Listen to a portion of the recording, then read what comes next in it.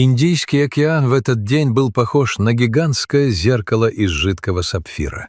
Прозрачность воды достигала десятков метров, а лучи солнца пробивали толщу небесно-голубой глади, преломляясь и создавая на глубине тончайшие, танцующие световые нити. Для группы морских фотографов и исследователей этот выезд должен был стать обычной рабочей экспедицией. Они искали встречи с морскими гигантами, чтобы запечатлеть их естественную жизнь в открытых водах. Команда фридайверов осторожно погружалась в прозрачную воду, наслаждаясь невесомостью. В таких местах ты остро ощущаешь, насколько мал человек по сравнению с необъятной стихией. Здесь нет шума городов, нет суеты, только мерный звук собственного дыхания через дыхательную трубку и бесконечная синева, уходящая в недосягаемую бездну. Но среди этой безмятежной красоты таилась невидимая угроза. Океан — это не только дом для миллиона видов, но и место, куда человечество десятилетиями сбрасывает свои отходы. Брошенные рыбацкие сети, пластиковые обрывки, обломки снастей и синтетические веревки. Внезапно привычную тишину океана нарушило странное ощущение. Опытные дайверы знают, когда рядом появляется крупный обитатель глубин, сама вода будто меняет свою плотность. Из темно-синей глубины медленно всплывала огромная темная тень. Это был кашалот. Величественное древнее создание, способное погружаться на километровую глубину в поисках гигантских кальмаров. Но его поведение казалось неестественным.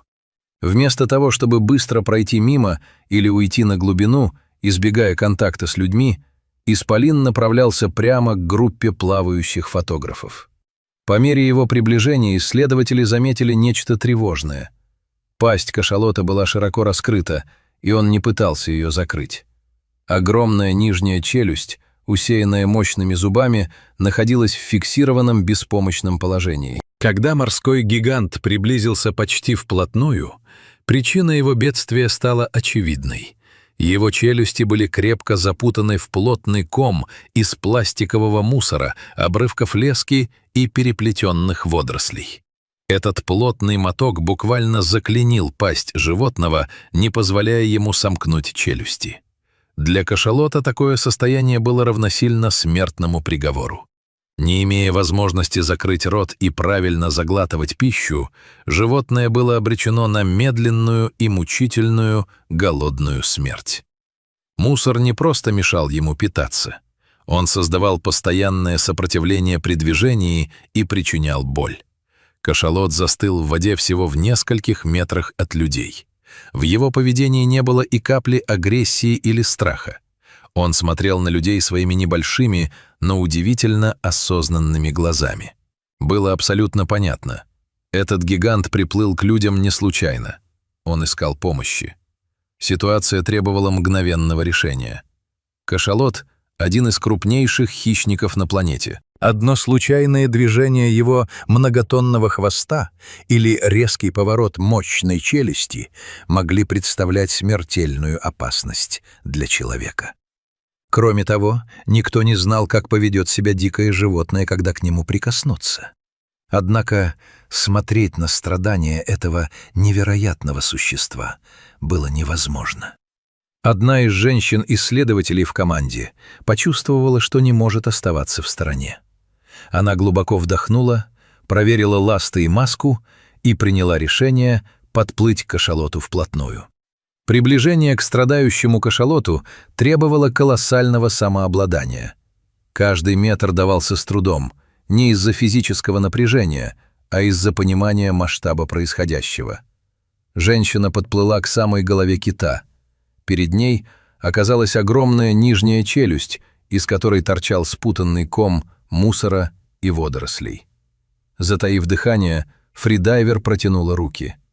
У нее не было с собой специальных инструментов или ножей. Спасать гиганта приходилось голыми руками. В момент, когда человеческие пальцы впервые коснулись запутавшегося мусора возле чувствительных тканей кашалота, тот лишь слегка вздрогнул, но остался абсолютно неподвижен. Он словно понимал, что человек пытается ему помочь. была установлена удивительная связь, безмолвный договор доверия между человеком и диким обитателем океана. Женщина начала осторожно распутывать и вытягивать мертвой хваткой вцепившиеся в челюсть нити, пластик и жесткие стебли растений. Мусор поддавался неохотно. Необходима была предельная аккуратность, чтобы не причинить животному лишней боли и не спровоцировать испуг. Слой за слоем, нить за нитью, дайвер расчищала пасть кашалота. Окружающие фотографы с замиранием сердца наблюдали за этой невероятной операцией, фиксируя каждый момент на камеры. Спустя несколько напряженных минут последний пучок запутавшегося хлама был окончательно извлечен. Как только последний кусок мусора выпал из пасти и медленно пошел ко дну, произошло чудо. Кашалот впервые за долгое время смог свободно и полностью сомкнуть свои челюсти. Ощущение свободы и избавления от боли подействовало на животное мгновенно. Вместо того, чтобы сразу уйти на безопасную глубину и скрыться в синей бездне, освобожденный гигант решил остаться рядом со своими спасителями. Кашалот начал плавать вокруг дайверов, совершая плавные и исполненные грацией движения. Он подплывал совсем близко, словно выражая признательность.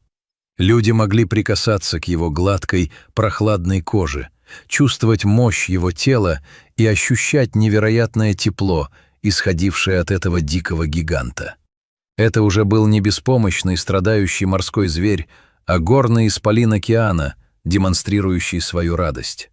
Фотографы получили уникальную возможность сделать снимки, о которых раньше могли только мечтать. Но главное, они стали свидетелями настоящей искренней благодарности, которая стирает границы между видами. Проведя с людьми еще какое-то время и убедившись, что пасть снова работает как надо, кашалот начал медленно разворачиваться, чтобы вернуться к своей семье и привычной жизни. Он погрузился чуть глубже, набрал скорость и устремился к поверхности. То, что произошло дальше, навсегда запечатлелось в памяти каждого члена экспедиции. Вырвавшись из толщи воды, гигантский кашалот полностью взлетел над морской гладью. Его многотонное тело на секунду зависло в воздухе, подставленное лучам яркого солнца, разрывая капли воды на тысячи сверкающих брызг, после чего с оглушительным всплеском обрушилось обратно в океан. Это был грандиозный прощальный аккорд, финальное «спасибо» от свободного обитателя глубин. История спасения кашалота — это не просто трогательный эпизод из жизни морских исследователей. Это напоминание каждому из нас. Океан покрывает большую часть нашей планеты. Он дает жизнь миллионам существ. Но сегодня он страдает от человеческой беспечности. Случай, когда дикое и мощное животное само приплывает к человеку за помощью, показывает, насколько силен разум и интуиция обитателей глубин. И в то же время он доказывает, если человек способен стать причиной беды для природы, он же обладает силой, состраданием и мужеством, чтобы все исправить.